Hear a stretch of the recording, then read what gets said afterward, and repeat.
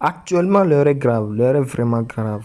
Les partisans de l'AES parlent du rencontre des chefs d'état-major du Bénin, de la Côte d'Ivoire et de la France. Regardons la vidéo, mettez vos avis dans les commentaires et n'oubliez pas de vous abonner. Ok, bonjour, bonsoir la famille. Famille, j'espère que vous allez bien. Bon début de semaine à tout un chacun. Que Dieu vous bénisse, que Allah vous protège, que Dieu le Tout-Puissant nous guide sur le bon chemin. Famille, cette histoire de trois généraux, un de la Côte d'Ivoire, un du Bénin et un Français, se sont retrouvés au Bénin. C'est pour faire quoi? C'est pour manigasser quoi? Qu'est-ce qui ne colle pas au juste? Mais rappelez-vous que l'Union européenne a fait une déclaration en disant que eux là, ils veulent la libération de Bazoum au Niger. Ça ne vous dit pas quelque chose. Famille, il faut partager cette information que je vais vous faire passer. Partagez partout. Je vais vous faire écouter quelque chose ici. Vous allez comprendre qu'est-ce qui se passe derrière cette histoire. Qu'est-ce qu'ils sont en train de comploter derrière les dirigeants de l'AIS. Qu'est-ce qu'ils sont en train de comploter derrière l'AIS. Vous allez comprendre beaucoup de choses dans cette vidéo. Famille, mais il faut partager. Rappelez-vous que, comment on appelle, Patrick Talon et Bazoum avaient signé un accord avec qui? Le président de la France, Emmanuel Macron. On ne sait pas c'était quelle signature ils avaient fait. C'était à l'intention pour faire quoi? Pour protéger quoi? Nous on ne sait pas. Mais écoutez cette vidéo jusqu'à la fin. Vous allez comprendre. Famille, on écoute. Déclaration du Parti communiste du Bénin, PCB, à propos de l'extension des attaques terroristes dans le pays. Trop, c'est trop. Et si le gouvernement s'appuyait sur le peuple souverain? Hier, 5 mars 2026, un des groupes terroristes sévissant dans le nord de notre pays a déclaré s'être emparé de la caserne de Kofounou dans la commune de Karimama. Il annonce avoir tué 47 militaires et capturé 4 autres. Il affirme également avoir pris le contrôle de la position militaire, incendié du matériel et saisi des équipements appartenant aux forces béninoises. De son côté, le porte-parole de l'armée béninoise, le colonel James Johnson, a déclaré à une radio de la place, citation, « Les forces armées béninoises ont été attaquées hier mercredi 4 mars 2026 dans le village de Kofounou, près de la commune de Karimama. Le bilan provisoire fait état de 15 militaires tués et de 4 blessés qui ont été pris en charge et leur pronostic vital n'est pas engagé. » Fin de citation. Il faut dire que depuis quelque temps, il n'y a pas de jour où les terroristes ne s'en prennent aux paisibles populations de notre pays, ainsi qu'à nos braves forces de défense et de sécurité. Attaque de commissariat, enlèvement, massacre de villageois comme on peut le voir à Semana, à Kérou, etc. À Kouandé, les terroristes sont passés de maison en maison, de nuit, en exigeant de ceux qui sortaient de leur sommeil et sous la menace de leur donner leur moto, de l'argent et tout ce qu'ils pouvaient exiger. Comme on peut le constater, ces agissements sont d'une extrême gravité. Tout ce qui est décrit plus haut était prévisible et le président Patrice Talon ne peut pas dire qu'il n'a pas été prévenu. Lorsqu'il est allé signer des accords avec Emmanuel Macron le 17 février 2022 à l'Élysée en compagnie de Mohamed Bazoum pour autoriser les troupes françaises chassées du Mali et du Burkina Faso à se replier sur le Bénin. Le Parti communiste du Bénin disait dans une déclaration en date du 22 février 2022, citation, comme le montre l'exemple du Mali et au Sahel, comme a su le dire un politologue béninois, les djihadistes suivent les troupes françaises. Celles-ci servent par conséquent d'éclaireurs et de protecteurs des djihadistes. Il s'agit par conséquent d'une guerre de la France coloniale par djihadistes interposés. Et l'impérialisme français, les dirigeants africains de la France-Afrique et les djihadistes sont dans un même camp contre les peuples. Fin de citation. Pour sa part, le Front patriotique écrivait le 11 décembre 2023 dans une déclaration, citation, or, on sait que la France commence à envoyer de petits groupes militaires, puis la situation se dégradant avec l'augmentation du terrorisme qu'elle entretient, elle est sujet à une augmentation de ses troupes. C'est exactement comme cela qu'elle a agi au Mali, au Niger, au Burkina Faso, au Tchad, etc. Fin de citation. En février 2022, quand Patrice Talon signait l'accord mentionné plus haut avec Emmanuel Macron, le terrorisme était quasi inexistant au Bénin. Aujourd'hui, l'insécurité est généralisée dans le nord de notre pays. Or, que propose le pouvoir face à la situation? Citation, mutualiser les efforts du Nigeria et du Bénin dans leur lutte antiterroriste en demandant à la France de leur apporter son appui. Confère RFI. Fin de citation. On croit rêver. Il est vrai que depuis le 7 décembre 2025, où la France est venue sauver le pouvoir de Patrice Talon, notre pays est devenu un protectorat français. Pour sauver le pays de la catastrophe qui s'annonce, il faut que le pouvoir change de fusil d'épaule. Nos populations qui souffrent quotidiennement le martyre connaissent et suivent les terroristes et leurs agissements. Nos associations de chasseurs associées à nos dignitaires ont l'expérience du maintien de la sécurité et de la lutte contre les fauteurs de troupes. Notre jeunesse est prête à s'engager pour la patrie. Il faut les impliquer et s'appuyer sur eux dans le combat en cours contre les terroristes et leurs maîtres. La lutte actuelle contre les terroristes ne peut plus être laissée aux seules forces de défense et de sécurité. Il faut une mobilisation générale pour sauver le pays et le peuple de la catastrophe en cours afin de préserver leur souveraineté. C'est aujourd'hui la seule voie de salut qu'attend notre peuple. Toute poursuite dans la continuation de l'impasse actuelle ne pourrait être considérée que comme une trahison envers le peuple. Cotonou, le 6 mars 2026, le Parti communiste du Bénin.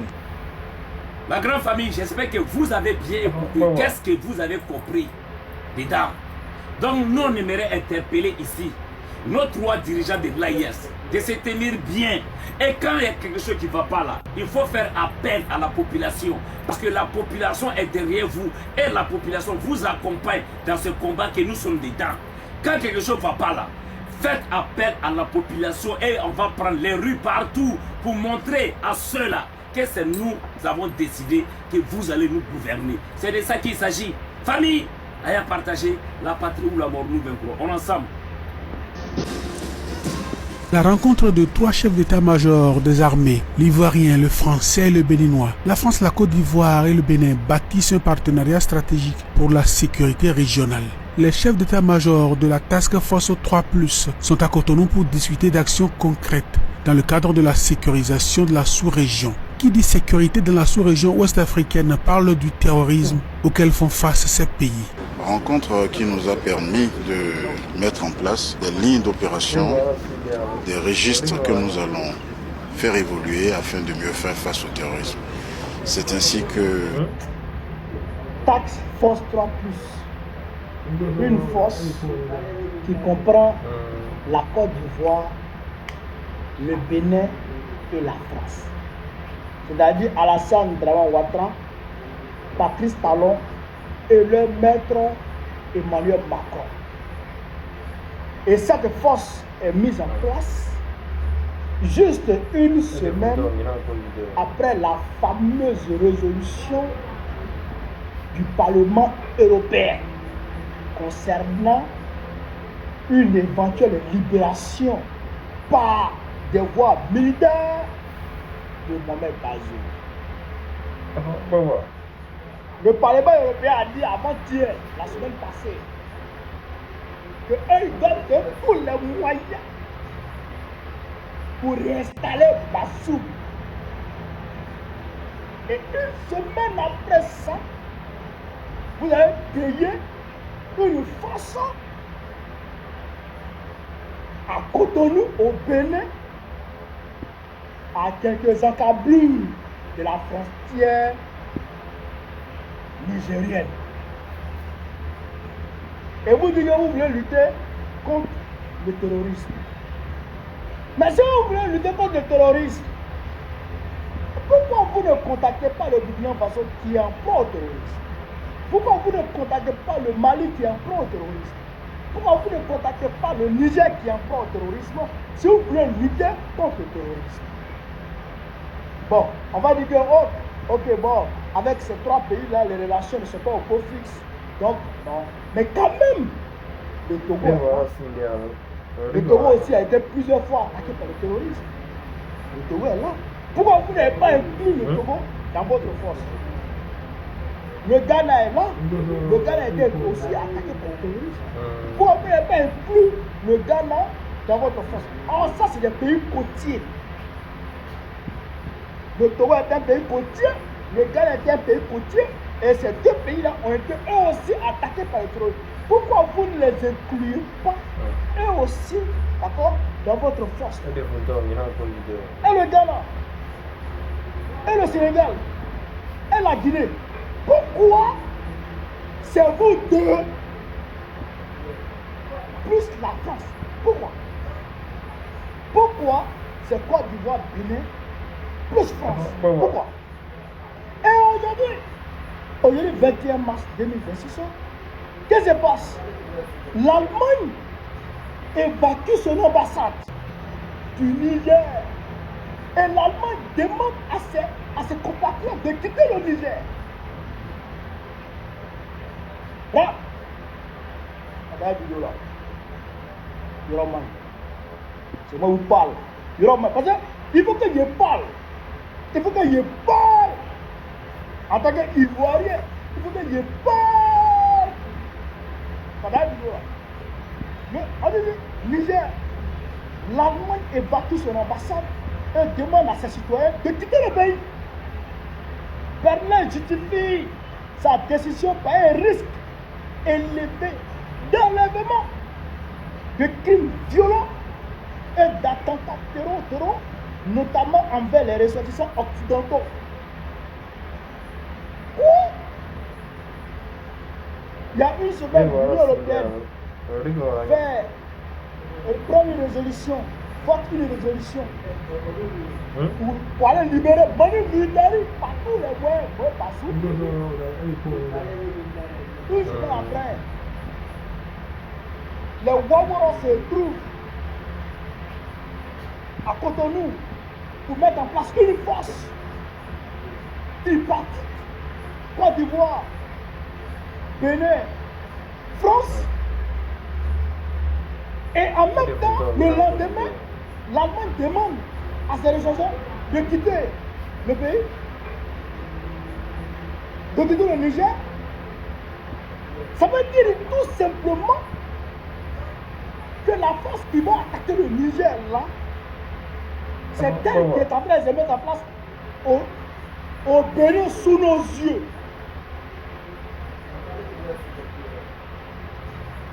Alors où je vous parle là, 21 mars 2026, à la centrale Ouattara,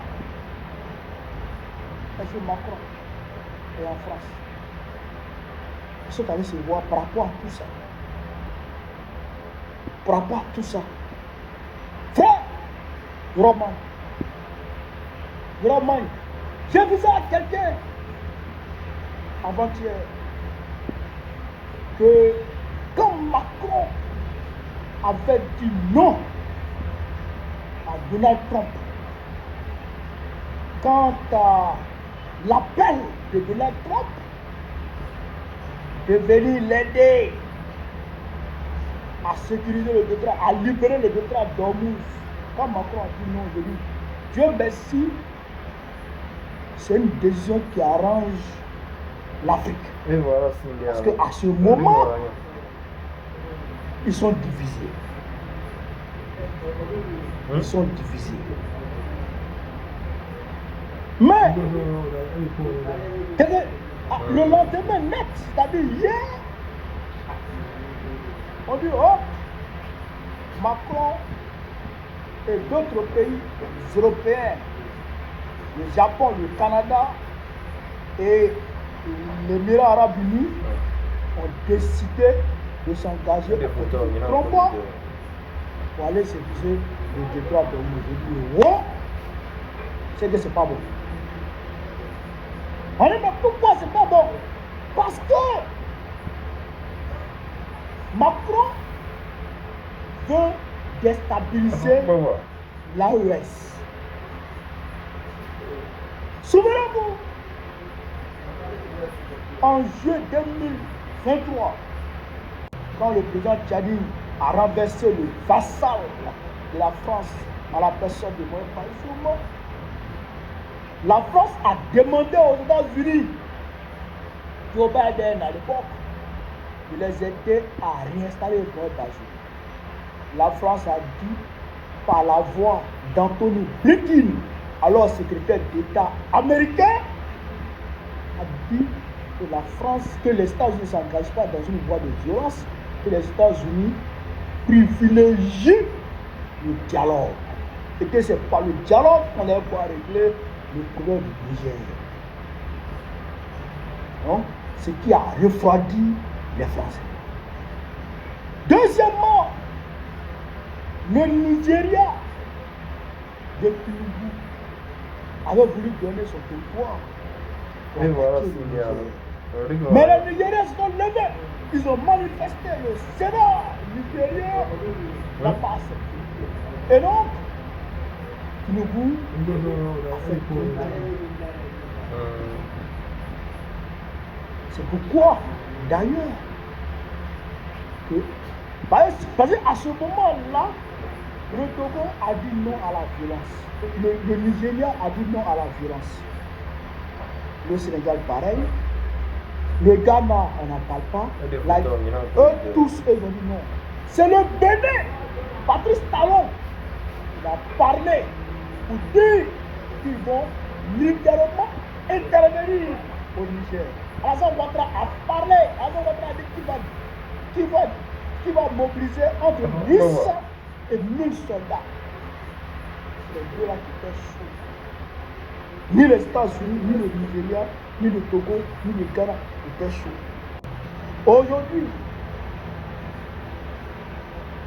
la Côte d'Ivoire et le Bénin qui étaient chauds, eh bien eux, on les mobilise, plus la France elle-même qui est à l'initiative, elle-même est mobilisée, et on fait adhérer les États-Unis de Trump à l'action, d'accord, en contrepartie. La France et certains pays de l'Union européenne vont soutenir les États-Unis dans leur guerre à le Golfe, dans le Moyen-Orient. Vous comprenez ce que je veux dire? Macron a accepté avec les autres pays européens de s'engager aux côtés de Trump dans le détroit d'Ormuz en contrepartie de Trump soutient la France dans l'agression de qui? Du Niger et des pays de l'AES. Vous avez compris? C'est pourquoi je dis l'affaire devient très sérieuse, très grave. Vous avez compris? Donc, à l'heure là, Macron se dit en bonne posture pour ça. Parce que, pour vous amener, on est dans la troisième guerre mondiale comme ça. La guerre est mondialisée. Parce que tu ne peux pas dire qu'on va sécuriser, on va libérer le détroit d'Ormuz si tu ne t'engages pas contre l'Iran. Non, tu es déjà engagé contre l'Iran puisque le détroit d'Ormuz est bloqué par l'Iran. Et si toi tu viens, tu vas venir libérer là. Mais ce n'est pas des feuilles mortes que tu vas baler. Non. C'est des missiles qui vont pleuvoir sur toi. Et tu t'en vas pour intercepter les missiles qui vont descendre sur les navires qui seront derrière. Mais si un missile descend, les Iraniens envoient les missiles par fragmentation. Si un missile par fragmentation descend et puis frappe le Charles de Gaulle, qu'est-ce que Macron va faire? Il va riposter.